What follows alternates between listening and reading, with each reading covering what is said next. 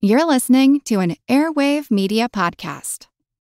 Hello, I'm Lindsay Holiday, host of the History Tea Time YouTube channel and podcast. Katie and Nathan wanted me to let you know that this show is liberally sprinkled with colorful language. If profanity spoils your party, then this may not be the podcast for you. But if you enjoy expletives in your comedy history podcast, then I think you're going to love it. You may also like the taste of my podcast, History Tea Time, where I spill the tea on history. I profile remarkable queens and LGBTQ+ royals from across the world, explore royal family trees, put modern royalty into historic context, delve into topics like how women of the past gave birth and handled their periods, and much more. Hi, this is Katie. And this is Nathan. And you're listening to Queen's Podcast, the show about badass women in history.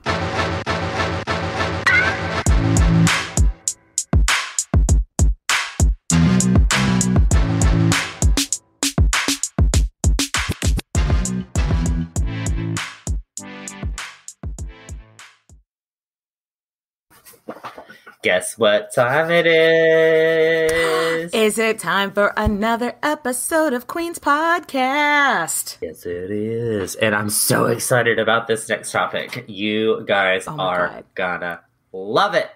I am obsessed. I get a little bit obsessed with every person that we cover, but oh my God. This woman, she was a superstar, a dancer, a singer, all-out performer, businesswoman, absolute wild life. She was also a World War II spy, activist for civil rights. Nathan, who are we talking about today? We are talking about Josephine Baker. Oh, I am obsessed with her. This has been so much fun to cover. Yeah, and so for the drink, we're drinking the Josephine Baker. So in Booze Clues, I couldn't tell you the name of it because it's her name. So it's 1.5 ounces of cognac, 1.5 ounces of tawny port, and then about 1/2 ounce of apricot liqueur, and then a little bit of so you're supposed to add egg whites and I did not want to do that. So I ended up using some cherry bitters instead to kind of echo a little bit of an old-fashioned, but a little bit sweeter with some fruity notes to it. So cheers. That's what we're drinking. The Josephine Baker a la Nathan. It was good. If you like an old-fashioned and you like whiskey, you'd probably like this because it does have that citrusy kind of whiskey flavor to it. So Katie's not a big whiskey drinker unless it's Fireball. Oh, I do love Fireball. Or the peanut butter whiskey. Yeah. Oh, God. Ooh. Don't remind me. Hangover. Oh, my God. Well, okay. Before we get started, we got a couple of shout-outs to do for our Patreon supporters.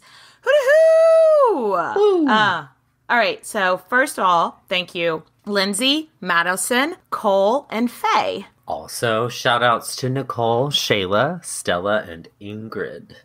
Thank you. And of course, thank you to all of our Patreon followers. And hey, just anyone listening, if this is your first time or 50th time, welcome back. Sparkle, baby, sparkle. Yes. Today, we are talking about Josephine Baker, a.k.a. Frida Josephine McDonald. Yes. Who was born June 3rd, 1906 in St. Louis. Meet me in St. Louis, Missouri. So that makes her a Gemini. Ooh, I love her already. I did a scan on Twitter and was like, how do you pronounce this? And overwhelmingly, everyone was like, it's St. Louis. You pronounce the S. Okay, so somebody needs to tell Judy Garland to re-sing that song. Hey, Judy! Hey, bring her from the dead. Who knows necromancy? Anybody know necromancy? We can just do a seance. Louis. No. Louis. Yeah. So, yeah, she was, she definitely was born in St. Louis, Missouri. The birthday is a hard probably. One, important thing you need to know about Josephine Baker is that she was an unreliable narrator for her own life. She wrote stories, and those are air quotes. Yes. She told a reporter once, "I don't lie, I improve on life." And I love this. The co-writer of, because she wrote several autobiographies, but that's the thing, like, they don't all tell the same story of her life. And so one of the co-writers of her autobiographies once said, Josephine liked to not remember things all the time. This, all signs point to Gemini. All signs. This bitch is peak Gemini. She is the duality, the outgoing, she is, I definitely believe that she's a Gemini. So, yeah. Also, in one of her autobiographies, she wrote that a Black childhood is always a sad childhood. And unfortunately, we're going to talk about some bummer shit. Because history's a little bit racist today. Yes, it's true. So this time in American history was not chill if you were a person of color. And Josephine definitely felt that. So her mother, Carrie McDonald, had dreams of being a vaudeville dancer. And she was really good. Like, she performed locally around Missouri. Everybody knew her name. That was, in the local taverns. But those dreams came to a halt when Carrie got pregnant. So let's rewind a little bit. Back into the 1900s. And if you got pregnant and you weren't married, big deal. Big stigma. Like, I mean, it's still a lot of people do still view it as a stigma. Obviously, it's not like it was in 1906. Who is Carrie's baby daddy? Who is Josephine's dad? So, do you want the long answer, short answer? What are we looking for here? The answer? Queen's Podcast. We want a long answer. Let's spill that tea. So, Carrie told Josephine that her dad was a vaudeville drummer and co-worker of Carrie's named Eddie.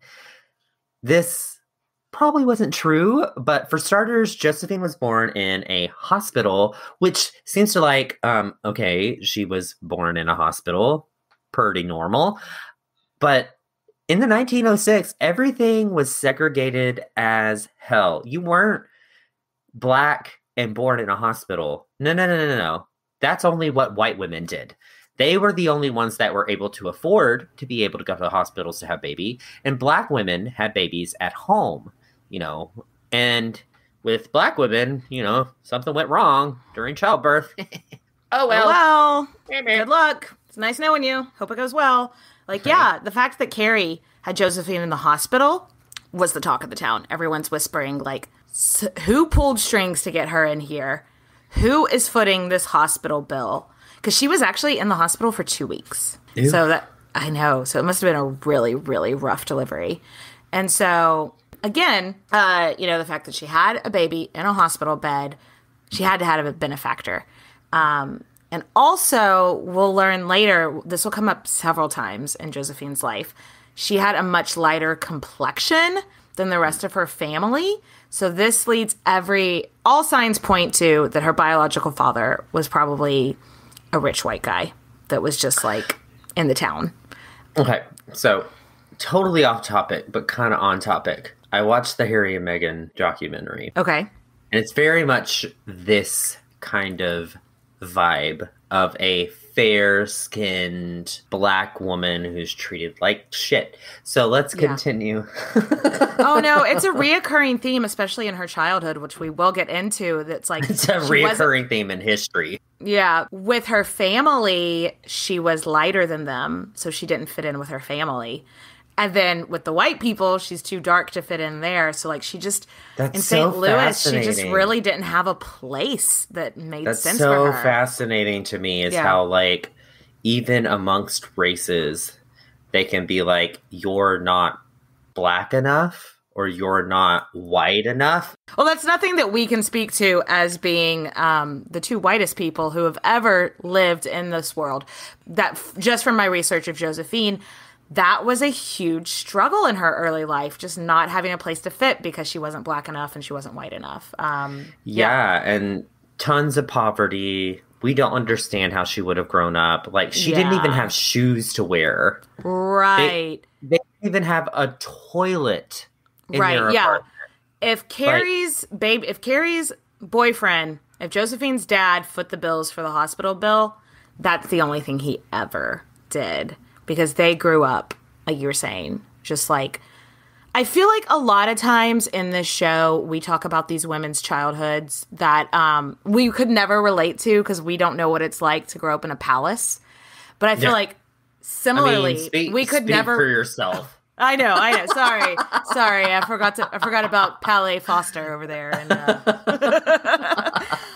But we could also never relate to her childhood either because of that level of poverty. Like, they would kill, like, they would catch rats and sometimes eat them, like, at their house, like, because they just didn't. I know, because there were so many rats and they needed something to eat. Like, the level of poverty that she grew up in is something that you and I will never relate, never understand, #blessed, but like, just so sad. Yeah. And then to support them, Carrie got a job as a washerwoman. And at this point, it's really sad. This is where she started to resent Josephine for all of this.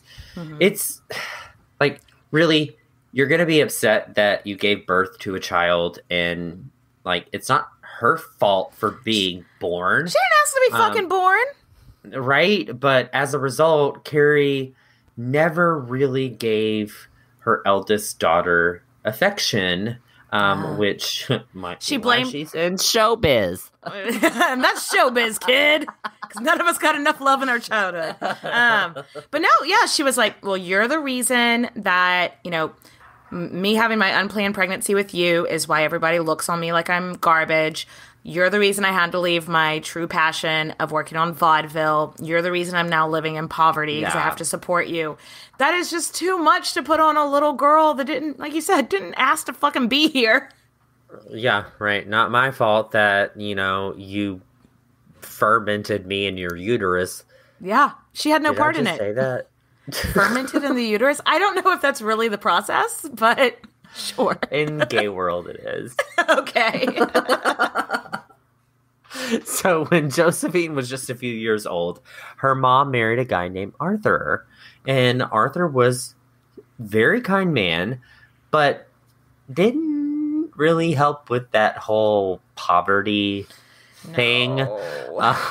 It seems like stepdad probably suffered from some kind of depression, anxiety, because he just laid in bed all day and he couldn't motivate himself to get up and do something. I saw the phrase habitually unemployed several times in my research to describe her stepdad. Unemployed. Habitually Sounds unemployed. Like a lot of my ex-boyfriends. Yeah, same. But so at least he was. I mean, it seems like he was always nice to Josephine. We hear a lot of horror stories about stepdads and these like type of situations. So he was nice. He just was another mouth to feed that wasn't making any money.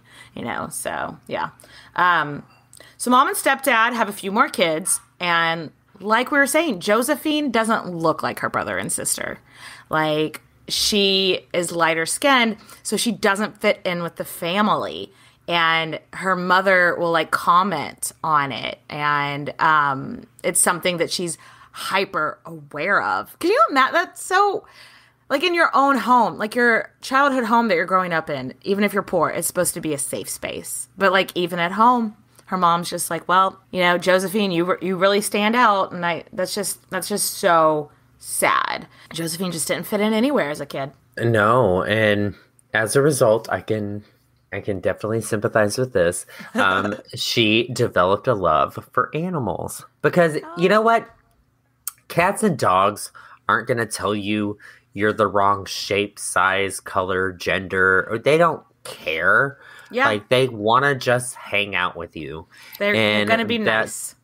That's exactly what she wanted, is just something to care for. So she developed a deep love for animals for the rest of her life. Okay. Now, Josephine is 8 years old, so it's about time that she gets a fucking job, don't you think, Nathan? Yeah, because babies need jobs. That's like actually our number one theory here at Queen's Podcast is that we think that maybe babies don't need jobs. But No. she's 8 years old.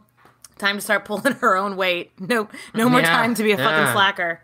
So she goes and lives with a white 8-year-old. Deadbeat 8-year-old. She goes and lives with like a middle class white family in town to be a domestic like live-in helper. And because of course they did, because history is horrifying, they abuse her. Yeah. Sorry. There's so many feelings. So Poor baby. There's one story where she was helping them with childcare, and she kissed the top of their baby's head, so they hit her. Like, How dare you be affectionate to my child? I'm going to slap you. What? You also child. Like, if someone is giving your child childcare, don't you want them to like comfort the child and make the child like, and that's such a natural thing to do. When a child is giving your child childcare, maybe reassess everything. Like, come on. These are basics. Ugh. But the worst is that one time Josephine, still a child, literally put too much soap in the laundry. Which, I mean, I might have done the same thing myself. I don't know how they washed clothes back then, so I don't know. I don't know what that means. Yeah, right. So the lady of the house finds out and then puts Josie's hands in scalding hot water and burns the fuck out of them. And it landed her in the hospital. Like, she's 10. Yeah. At the oldest. Yeah. What the is wrong with you? I also just don't understand this. Like, yeah, maybe Josephine didn't have like the autonomy to quit because she's like, she's supporting her family, so she can't quit. But if you're so unhappy with her, just fire her. Don't burn her hands. 10. I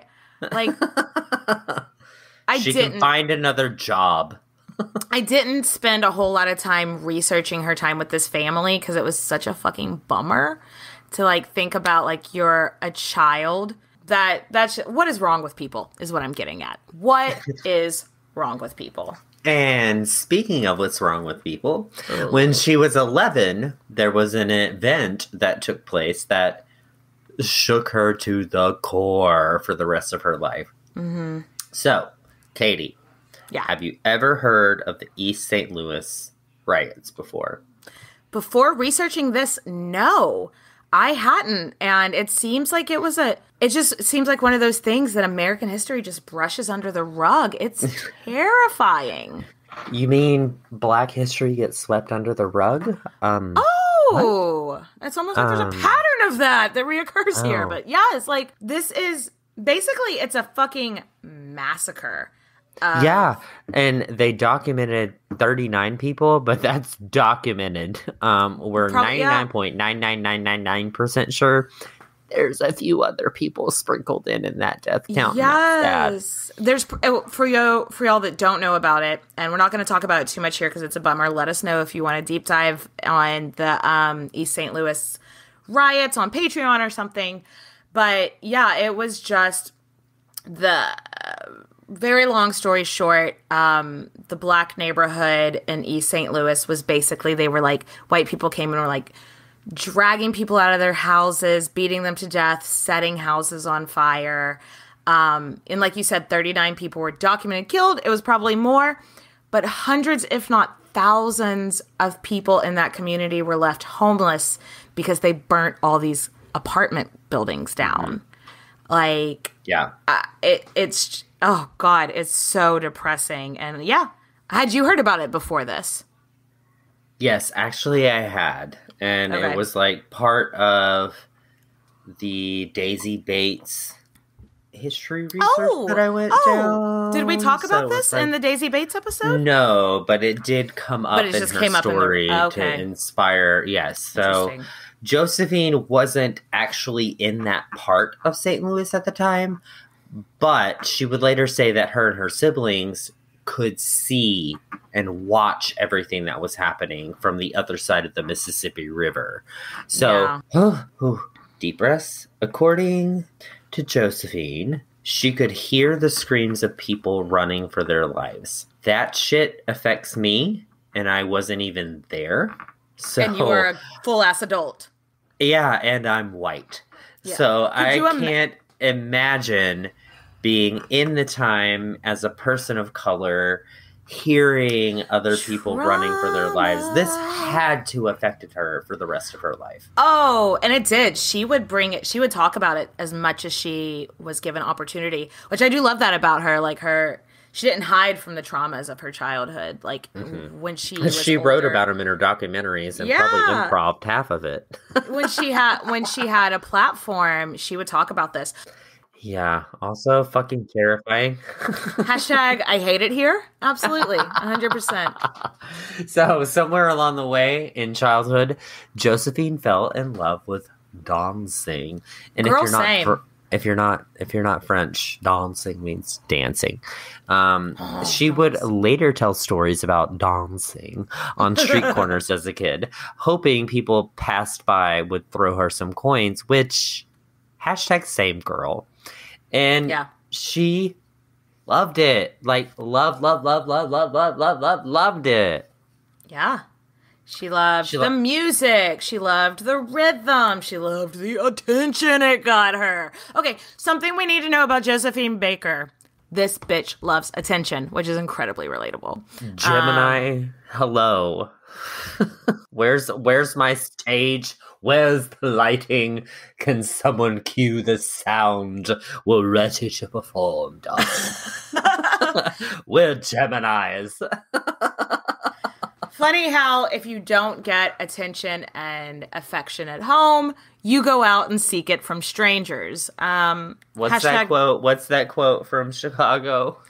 Because none of us got enough love in our childhood, and that's showbiz, kid.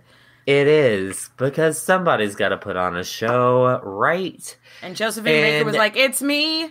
Hi. Yeah, she's a ham girl. Like, she likes to make people laugh. She's really good at it. Mm-hmm. And honestly, this is on par for the course, where people who have traumatic lives and have to deal with a lot of issues end up being the funniest fucking people that you can ever fucking know. It's true. Because they know how to make bad things funny. And she's funny as hell. Like, she's the it girl funny at this moment. Everybody that she ever knew is just like, say what you want about Josephine Baker, but that bitch knows how to work a crowd, and she's funny as hell from a really, really young age. So at 13, she's working at a restaurant. I guess after the whole hand burn thing, she was like, you know what? Maybe washing clothes isn't for me. So she's working at a restaurant. At the age of 13, she meets husband number 1. Not like at the age of 13 and then 5 years later they got married. No. At 13, she marries a guy named Willie Wells. Except, little asterisk, even back then, 13 was below the legal age to get married. So we're going to use quote-unquote marriage very loosely. Her quote-unquote first marriage at 13. Underaged marriages are not good marriages. So not a lot is known about this marriage. Quote-unquote marriage. Except that it was short. Imagine that. And by the ripe old age of 14, she considered herself a divorced woman. Could you imagine being like a girl? A 14-year-old being like, I'm throwing a divorce party. And you're like, what? What? I wonder if it was a way to escape her unhappy home with her mom. Oh, 100%. Because I actually see a lot of parallels in this story. Do you remember Victoria Woodhull? Oh, yeah. Probably the only other woman that we've discussed that grew up in this kind of poverty. And also married super, super young to get away from her abusive family. So, yeah. Yeah, so she's divorced, so she's got to go back to work. 14-year-old out there living her divorced life. And she gets a job working at a theater as a laundry cleaning and like dressing room cleaning, just like cleaning person. And she didn't want to get her hands burnt that time because she actually wanted to be on the stage. Again, that's French for stage. Le stage. Le stage. So she made sure everyone in the production knew that she was going to be the one on stage. And guess what? I could dance.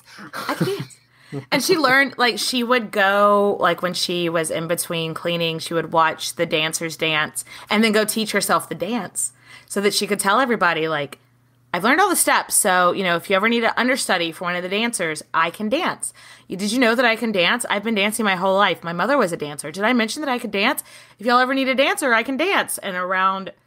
And like, so everyone, I'm a everyone kitty there. cat, and I can dance. Oh my God, you just unlocked a memory. I hadn't thought about that. It was a core memory. Oh my God, I haven't thought about that. I'm a kitty cat, and I can dance. And I dance. I do sexy things while I'm dancing. If I can find that, I'll put it up on Instagram. Jesus, I hadn't thought about cat. So around this time, she married again. Another Willie Baker. Last name might sound familiar. And this time she was 15, which is apparently the legal age to marry in the 1920s. But she didn't want to quit her job because she was like, okay, look, eventually one of the showgirls, they're going to get sick. And I know all the steps. I know all the dances and the dances. And I do sexy things when I'm dancing. And they're going to give me the part because eventually I do sexy things when I'm dancing. She's like, eventually. Oh my God. Our listeners who are like 21 are going to be like, what the fuck are they talking about? Like, go look up cat and dance. I'll find it. Anyway, but yeah, she was like, it's literally just a game of odds at this point. If I know all the steps, eventually someone's going to have to call out sick one day and they're going to need me. I can't quit my job. And this was a huge rift between her and her mother. Her mom was like, you're never going to be a fucking dancer. You need to let this dream go. Dreams don't, like, that's not going to pay the bills. That's not. And she was like, look, you have married this Baker guy. And Willie Baker, we don't know shit about him, but it seems like he was nice and he had a job. So the bar is on the floor, but that's where the bar was for women in the 1920s.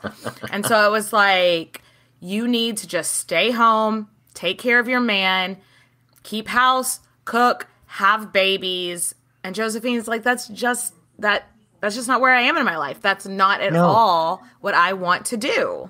She has dreams of dream gone by and hope and high of life worth living. She's singing Les Miserables.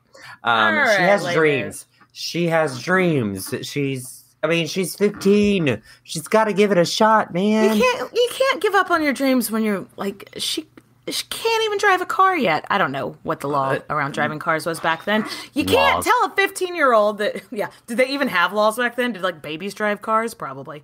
But it was like, no, babies had jobs, so babies had jobs, so babies could... Look, my 6-month-old needs to make it to their shift at the coal mine. Here's the keys, baby. Like... Sadly, we laugh, but this is probably what happened.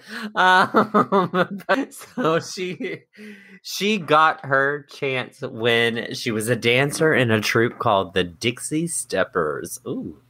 As a Dixie Stepper and had to quit. And someone was like, hey, I think that skinny laundry girl knows all the steps to how do you know that? Because she won't fucking shut up about it? Like, did she mention to you that she knows all the steps? We know she has all the steps. Somebody so let's give her a chance, costume. Right? Yeah. Come on. It's her turn. I don't think anyone expected her to succeed. She wasn't the right look. She was super, she was a lot younger than the other girls. the costume that they gave her. Again, she's like 15. She's super skinny. She hasn't got her boobs in yet. You know? This is my favorite part of the whole story. They gave her this costume that's way too big, way too ugly, and she's just like, "What the is this?" Somebody's joking. Somebody's fucking ridiculous. Well, like she's 15, and the woman who she's replacing was like a grown-ass, voluptuous woman, and she's like 15 and doesn't have her adult boobs in yet, you know, like, and so she's like, I look ridiculous. I look like a joke. So she made it a joke. She was like, well, I'm good at jokes. I'll just make this whole thing a joke. I love it. So she goes out on stage in this chorus line and starts doing this dance. And I'm not talking like da da da da da da da da. Like she's not dancing like all the other dancers. She's pulling out these silly faces, gangly arms, crossing her eyes, sticking her tongue out, gangly legs, and the audience is loving it. Loving it. She is being goofy. Everyone else is straight dancing, doing their kicks and stuff, and she's like tripping over herself on purpose, just being a goofy bitch. And like after a few nights, word gets out like this girl in this show is fucking hilarious because the audience all thinks it's on purpose. Yeah. And so more and more people are coming, and so then the showrunners are like, give her more and more time. Let's give her a solo. Let's give her a bigger part. Like, people are loving it. And the Rockettes are pissed. The Rockettes are pissed. The Rockettes are pissed. And this bitch walks in acting a goof face, and she takes the spotlight. No, this is a joke. You're a little girl. Like, what is going on here? But they throw her makeup away. Like, these women would throw her makeup away, hide her costumes. The Rockettes are mean, girl. Like, not in real life, but no, in this story. We don't know any Rockettes. But in this story, the Rockettes are like, we take this seriously, and you're acting like this is a joke. So they were not nice to her. But and then Josie, like, channeled her inner Taylor Swift and started singing, "Haters gonna hate, hate, hate, hate, hate." Yeah, she's like, let that shit roll on right off my back. In the words of famous philosopher 50 Cent, let them hate, and if they hate, watch the money pile up. And she was like, whatever. I'm sure 50 Cent was a big part of Josephine Baker's life. She's just like, let them say what they're going to say. I don't give a fuck. Fucking, they're coming to see me. They're not coming to see you. Whatever. Hide my makeup. Whatever. So in 1922, they take the Dixie Steppers on the road. And she was like, goodbye, Willie Baker. Bye, Willie Baker. Hello, New York. Hello, New York. New York. Concrete jungle where dreams are made of something you can do. Okay, I can't wait to hear about Josephine taking New York. But you know what? I need to top off my drink. Yes, let's do so, and we will be right back.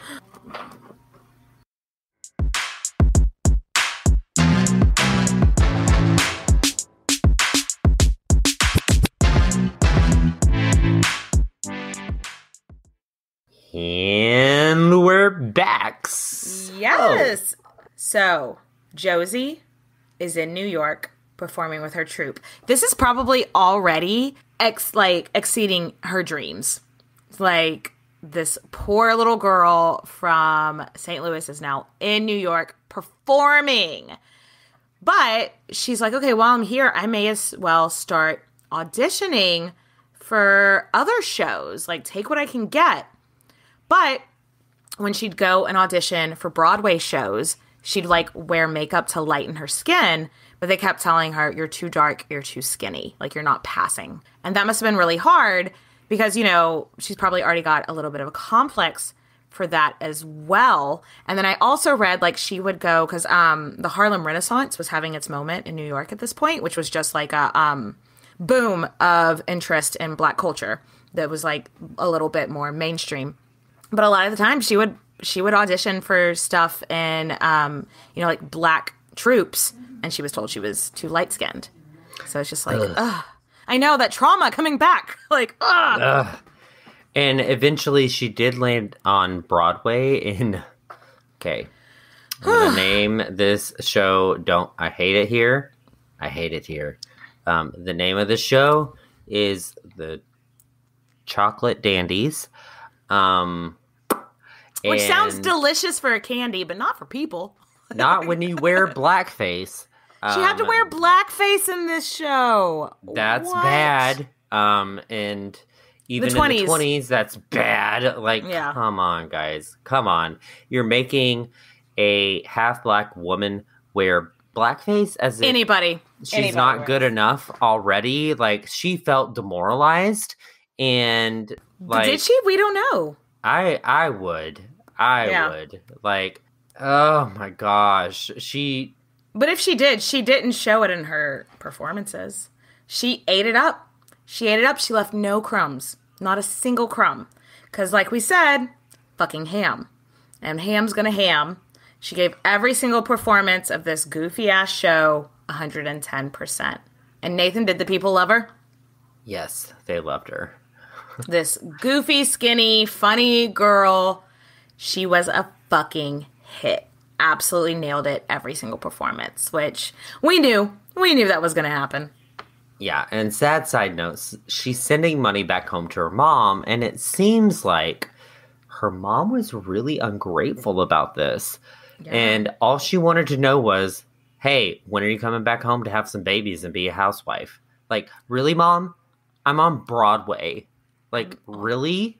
And her mom, who you would think wanted to be on vaudeville herself, would be like, yay, but Mom, unimpressed.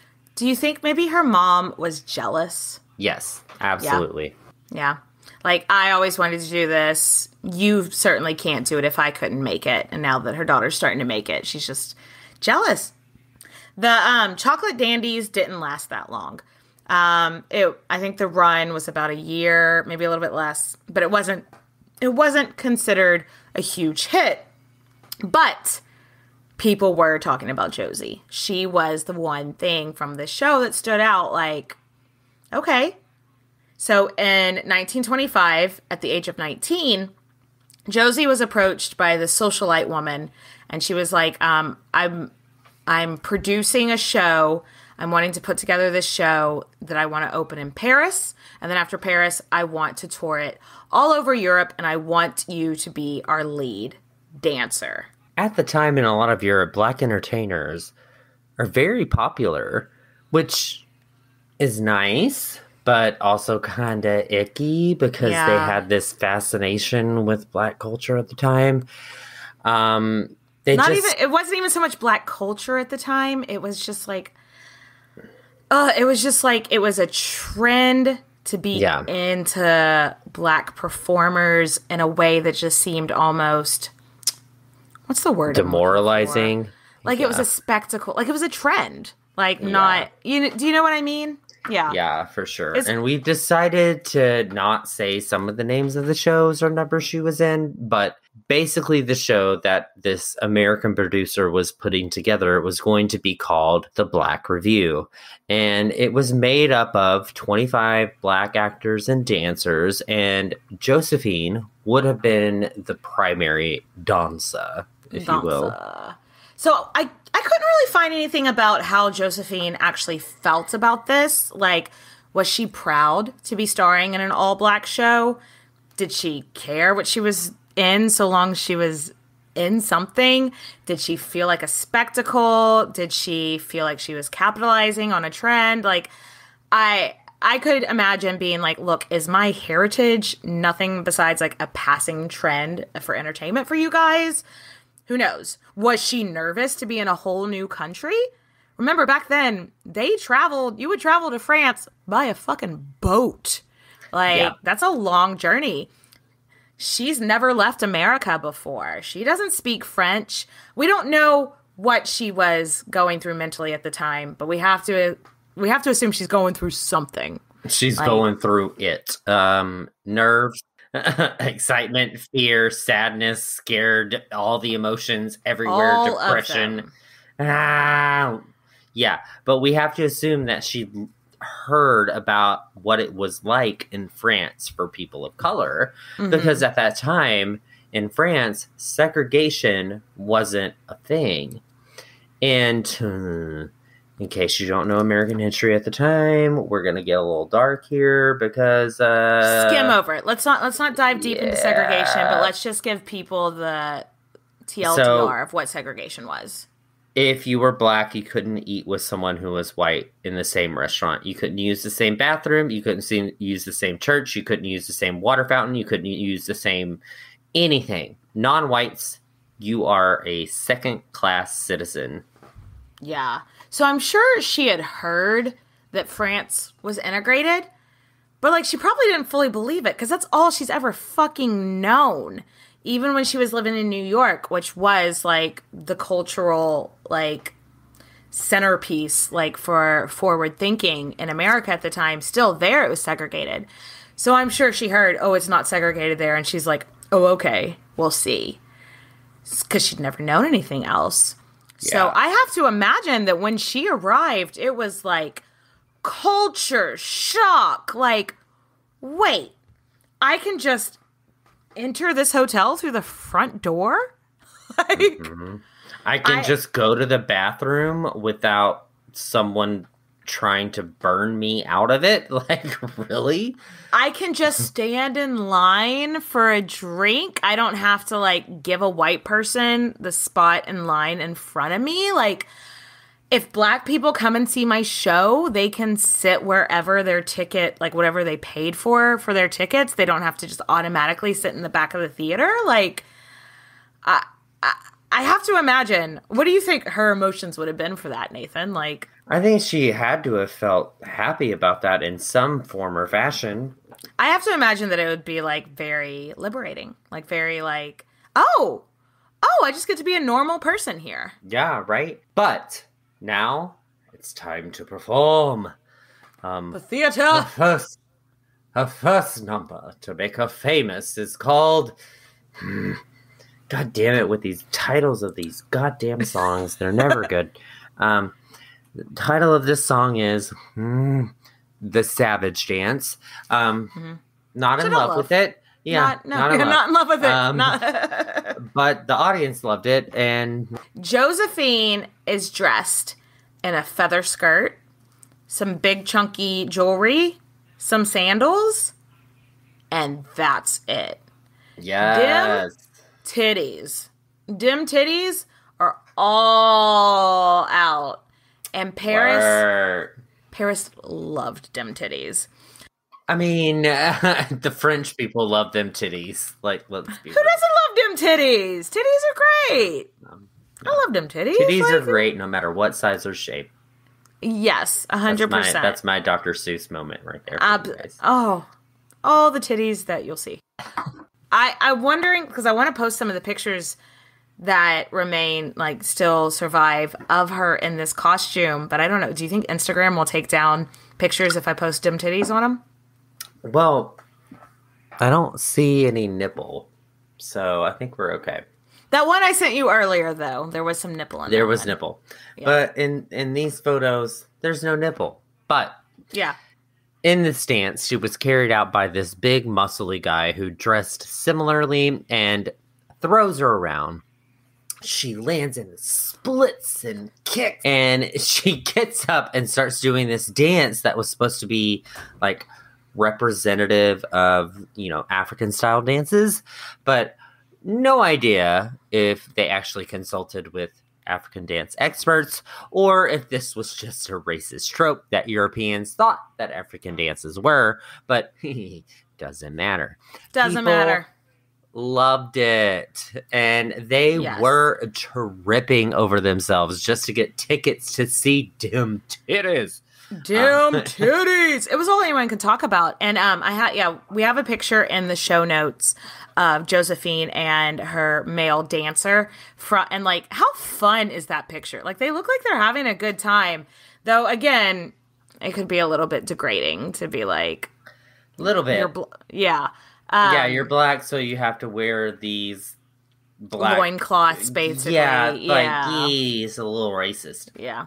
So, but in no time, Josie from St. Louis was the talk of the town in Paris. Y'all, she went from 0 to biggest celebrity in like blink of an eye, overnight.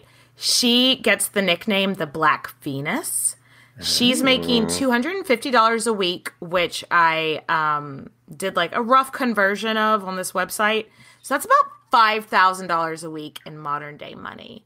Can you imagine? She's living it up. She just a year ago, mm-hmm. just a couple of years ago, she was sleeping in a cardboard box. And now she's making fancy champagne, toasting everybody, dancing like with her titties out, loving her life. Imagine she is hanging out with. I read this one thing because like Pablo Picasso loved her, and I read this one thing where she pretended like she didn't know Picasso's name, and she was like, "Oh, that guy that does the doodles, Pazan Pizzago or something like," and just like got his name wrong on purpose. I love it. She's touring. She's in Europe. high society, Money. She's making so much money. And before long, she's in her own shows. She is starring in her own shows. And Banana Skirt has entered the chat. If you know nothing about Josephine Baker, like if you know one thing about her, you probably know the Banana Skirt dance, which we will definitely post a picture of on our Instagram, or just look it up, search Josephine Baker, Banana Skirt. It's her most famous look. She's wearing a banana skirt, like a skirt. And that's it. And that's it. A skirt made of plastic bananas, and that is it. Again, them titties tittying. They are tittying all over Paris. And these titties gonna tits. Tits. In the 90s, they HBO made a biopic on Josephine Baker's life. Did you get a chance to watch that, Nathan? It's completely up on YouTube. Yes, I did. It's great. So, they recreated this dance, which I appreciated so much, because there are videos on YouTube of like the dance, but it's hard to watch because they're videos from the 30s, like it's not easy to watch. So they recreated this dance for that movie, which I think the movie was pretty good. So go watch it. It's on YouTube. But basically, the banana skirt dance is, again, don't love it. It's set in a jungle. Josephine is living in a jungle, wearing her bananas and pearls and nothing else. And Titty's just vibing out there in the jungle.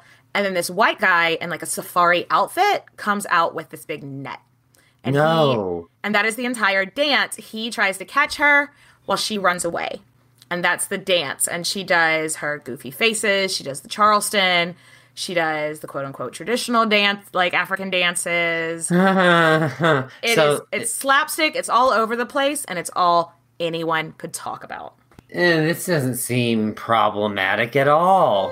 Problematic. It's a little bit problematic, yeah. Yeah, but if Josie felt any kind of demeaned by this performance, she didn't let it show, because she was absolutely in love with how everyone loved her, and they were love her for loving them, and that's showbiz, kid. That's the world that she was in. She was loving this new world that she's in.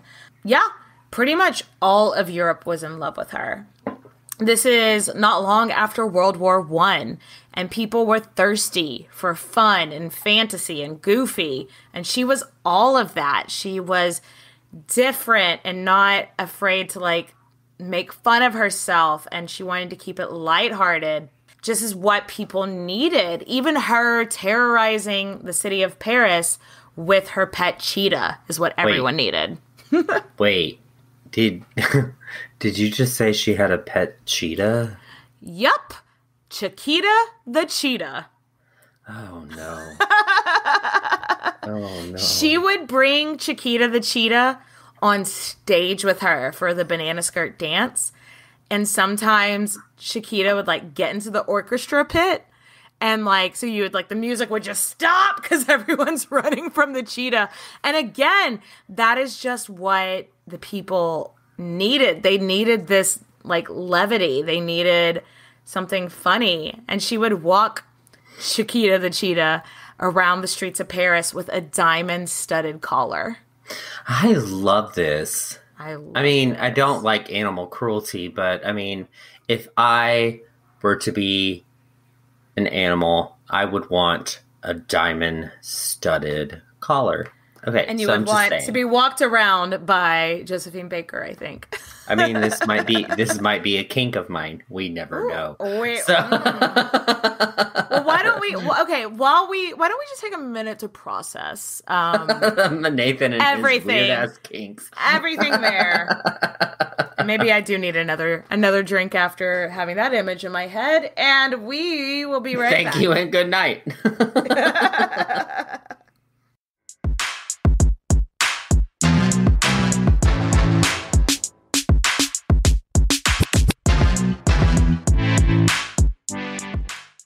And we're back. All right, so along the way, she meets this man who calls himself an Italian count. Yeah. He, just like Josephine, liked to quote unquote improve on life. Not lie, improve on life. So he almost certainly wasn't actually a count. He was originally a stonemason from Sicily, but he had moved to Paris and reinvented himself, which, good for him. He was a smart guy, he was well connected, and he was obsessed with Josephine. His name was Giuseppe Abatino, but everyone called him Pepito. Pepito. I love that. Pepito. Sounds like he has a small dick. And by 1927, he became her manager and her lover for the next 10 years. And he was like, look, people in Paris get bored easily. So you, Josie, need to invent yourself. And not just invent yourself, but constantly reinvent yourself. Reinvent, yeah. You need to learn every kind of dance. So let's take ballet lessons. And she did take ballet lessons from George Balanchine, which that's just a small name that you throw out in the ballet world. MBD.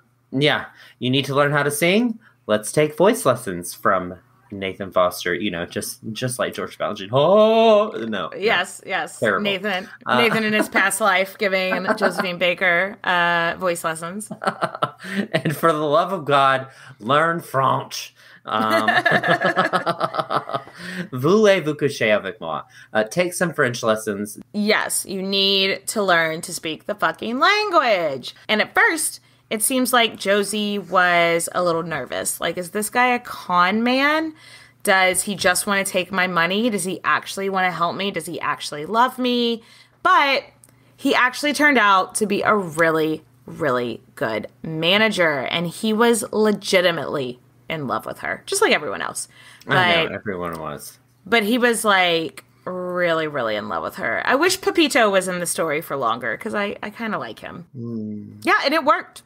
While he was her manager, she made serious fucking money. That $5,000 a week is like chump change now. Like she is rolling in it. And it's really smart for her to be continually reinventing herself because she's like the modern day Madonna.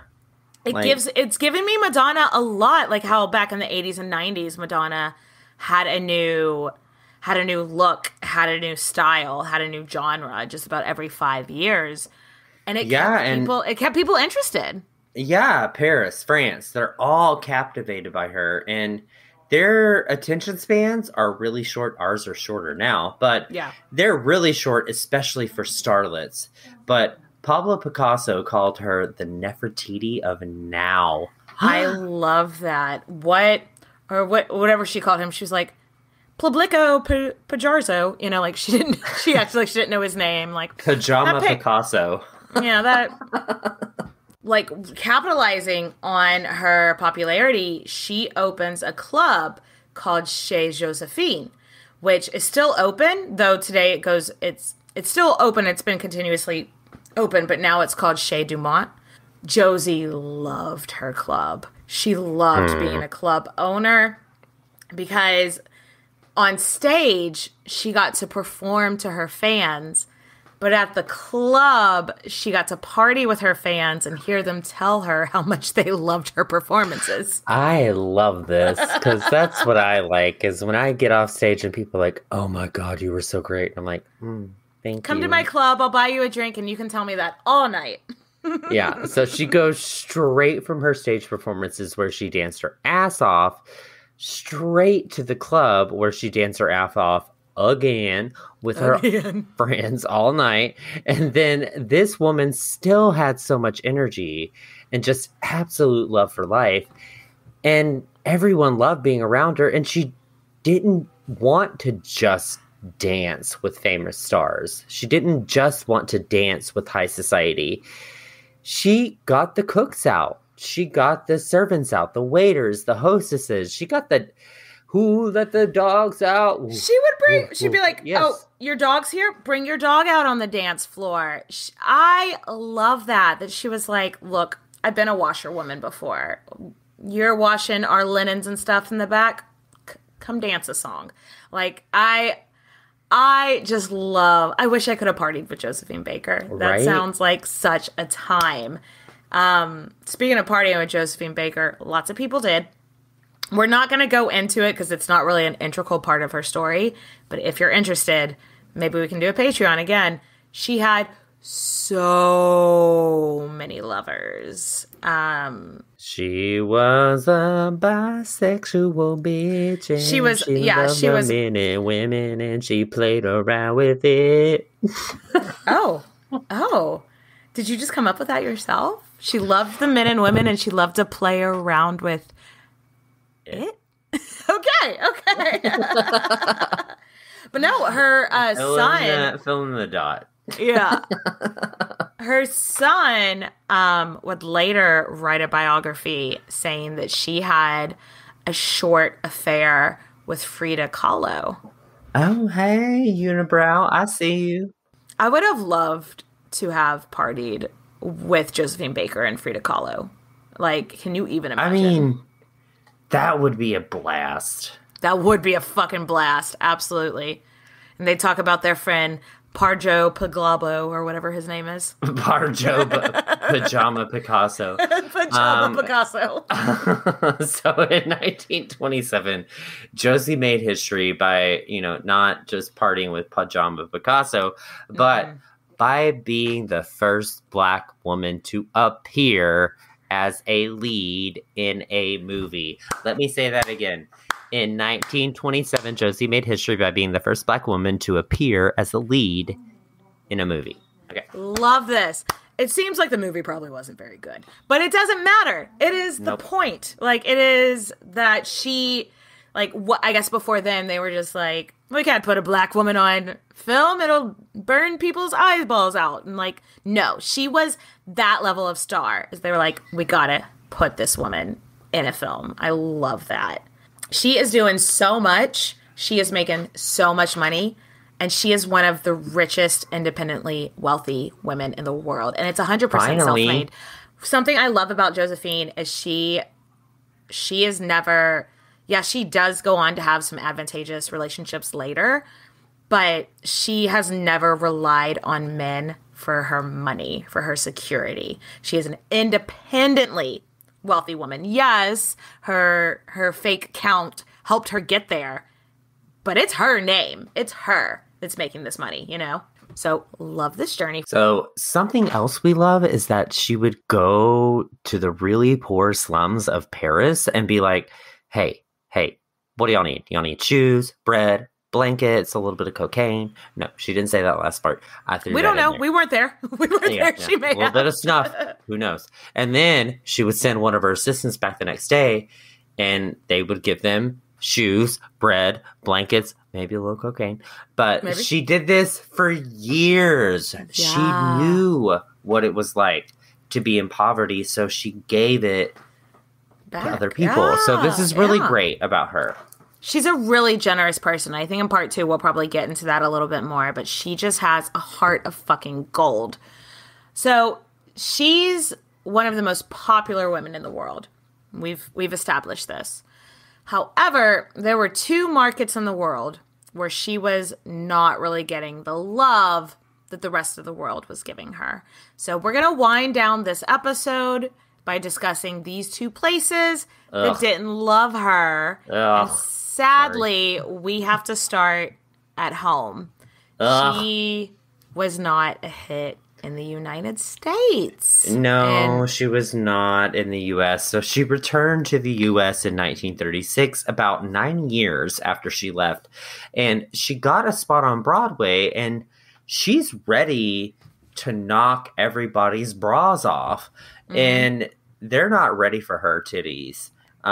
First of all, she arrives, and a friend of hers who's a Japanese heiress picks her up at the port in, pink Rolls Royce and, driving it in style, except they get to the hotel where she had reservations for like weeks. And the manager was like, I'm sorry.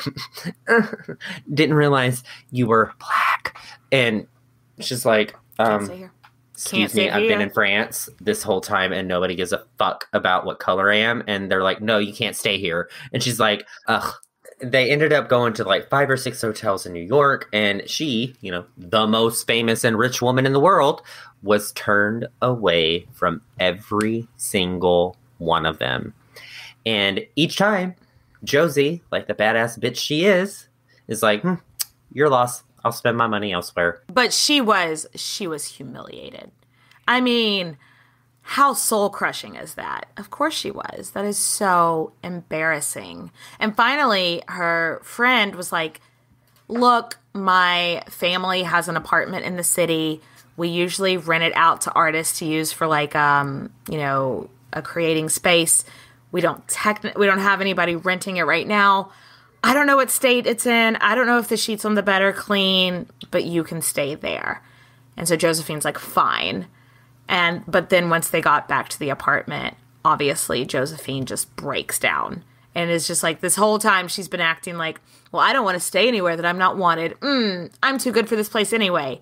But then once she gets where she's like, wanted in secluded space, she just breaks down and cries, just like, what do I have to do? What do I have to do to get the respect of the people in my own fucking country? And just like sobbed and sobbed and sobbed. Oh, I hate that. I hate this. Okay, so she's there. She's there in the U.S. Why? Because she needs to perform. Yeah. So she tones down this performance because she can't dance topless on Broadway. Yeah. Americans ain't ready. Yeah. It's a totally different show, but she still sang. She still danced. And she gave it her all. And people hated it. So it was like 1-star review on Yelp. And everybody was like, oh my God, what is wrong with this? And they're like, it was just peasantry. And basically the Americans were like, go back to France. That y'all, if y'all wanna look up some of the reviews, we've decided not to read them here because like one of them's even like, how did this daughter of a washerwoman make it onto Broadway? Like, and then just really racist, just ugh. So yeah, she is like heartbroken and goes back to Paris. And when she gets to Paris, when she gets back, she's like, fuck it. And she renounces her American citizenship. Fuck it, I'm French now. I'm French now. Fuck it. Exactly. I want to do that one day. I want to walk over to like whoever the prime minister is and be like, fuck it, I'm French now. And they'll be like, yes, French now. You are. Queen's is podcast. Macron? Isn't that the president or whatever now? As long as he starts being a macaroon at the same time. Oh, I love a good macaroon. Gives up her American citizenship. Fuck it, I'm French now. Like, she's like, why would I ever want to go back there? I am literally the toast of Paris. And there, I can't even get a hotel. Like, what? Yeah, people in France would pay her to stay in hotels, but in America, she's being turned away from them. Fuck it. She also broke up with Mr. Fake Count. That's Pepito good. or whatever That's his name good. was. Well, I feel like he really did love her, but so she marries this dude, and like legit this time, because she couldn't marry the Count guy, because she actually didn't get around to divorcing Willie Baker until she went back to New York. And so, yeah. And so she marries this guy named Jean Leon. It's spelled like lion, though, which I love. And I bet she loved as an animal lover. He's not particularly important to this story. He's only around for less than 10 years. So we might not even mention him again. But this is husband number 3. Though I do think, what do you think? I think in her heart, she considered herself married to Pepito, to Fake Count. Yeah, but I think she liked this guy. I really do think she liked Jean Leon. Legally, only marriage number 2, but also kind of marriage Technically number 4. 4. Well, yeah, you're right. so- You're right. And she's just turned 30. Oh, hey, girl. So we said that there were 2 places that didn't like her, and it sucks that one of them happened to be her home country, but the other one just a wee bit scarier. They were very much not fans of her in a little country called Germany in the late 20s and early 30s. Mm-hmm. So her shows still sold out, but people were literally scared into not attending them by this group of people called the Brown Shirts. Without much going into it, they are basically Nazis. Yeah. Also, she was mixed race, which Nazis, very well known for not liking mixing the races. For this group of people, they looked at her and also just called her immortal. Not immortal, Jesus, immoral. They Big were difference. like, big difference. One letter, big difference. I'm the immortal of the immorals. That is my title. Yes.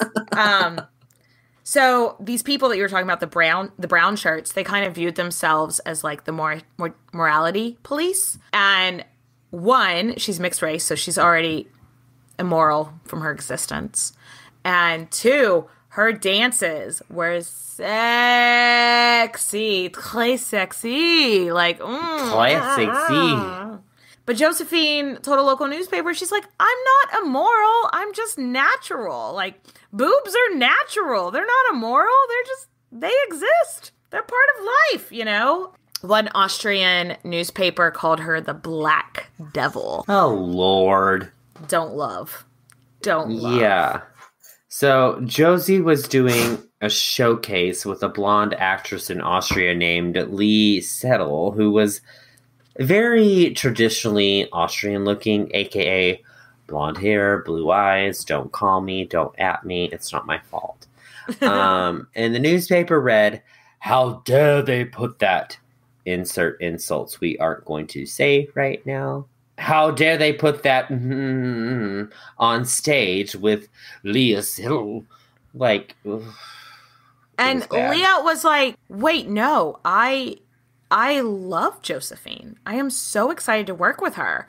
Don't print that. Don't act like it's an insult to me to put me on stage with her. But of course they didn't nope. Print her response to it. They just printed, how dare they put this Aryan goddess on stage with this mixed race person, and very much made it read like this actress Leah agreed with those statements when she didn't. So I think that's important. I don't know who this Leah Sedol lady is. She doesn't come up again, but I think it's important to note that she did not want to be racist. I like her. I like her. I like her a whole lot. What's her number? Josie was like, you know what? I don't need y'all. So her show in Berlin was supposed to run for 6 months, but after 3 weeks, she was like, contract broken. I don't feel safe. I don't like it here. You guys treat me like crap. I'm going to get the fuck out. And it also sucks because it does seem like the general public was excited for her coming, but it was just this radical government movement that like literally told people like, yeah, you can buy tickets to this show, but we're going to be standing at the door making sure you can't go in, you know, so it's really sad. Also another super bummer. So the guys that had been managing her show on the Berlin side, the ones that like, they had to like let her break her contract and everything. She was like, I don't feel safe. They were a couple of Jewish brothers known as the Rotter brothers. Mm-hmm. And after Josie bounced, they were like, hey, maybe we should bounce as well. And so they tried to leave Germany, but they were hunted down and they did not survive. I know. Isn't that so sad? This is a problematic time in European history. So let's fast forward a few years to 1939. Yeah. That's like a fast forward of anxiety. Fast forward cry. Yes. Josephine at this point is 100% French citizen. She's married to a French guy. They bought a French chateau together called the Chateau de Million. And Ooh. How French is that? I love it. Can you get more French? Where's my Bordeaux? Where's my croissant? Where's my champagne? And France decides to declare war on Germany. And to be honest, this is all not looking good because it's 1939. And if Josephine had been a man, aka if she had a dick, I think she would have actually enlisted in the army. But she famously said, France made me who I am, and I'm ready to give my life to France. Imagine if America would have treated her right. She could have done the same thing over here, but it wasn't long until she was contacted by the French intelligence agency. And so this spy, like this basically like spy handler guy, calls her up and was like, hey, I heard you were interested in doing your part for the war. Were you serious about that? Because this is not going to be easy. Being an intelligence agent for a government during wartime is not going to be easy. We cannot guarantee your safety. Are you really ready to risk your life for France? And she's like, fucking try me. Let's go. Yes! And I think that's where we're going to leave her for today. Yes! Oh my God, I cannot wait to get into Josephine the Spy next week. Yes, all right, Nathan. Queen. Well, this was so much fun. I'm going to go top off my drink and have a good rest of the night nerding out about Josephine Baker as a spy. So I'll talk to you later. Cheers, bitches. Cheers, bitch.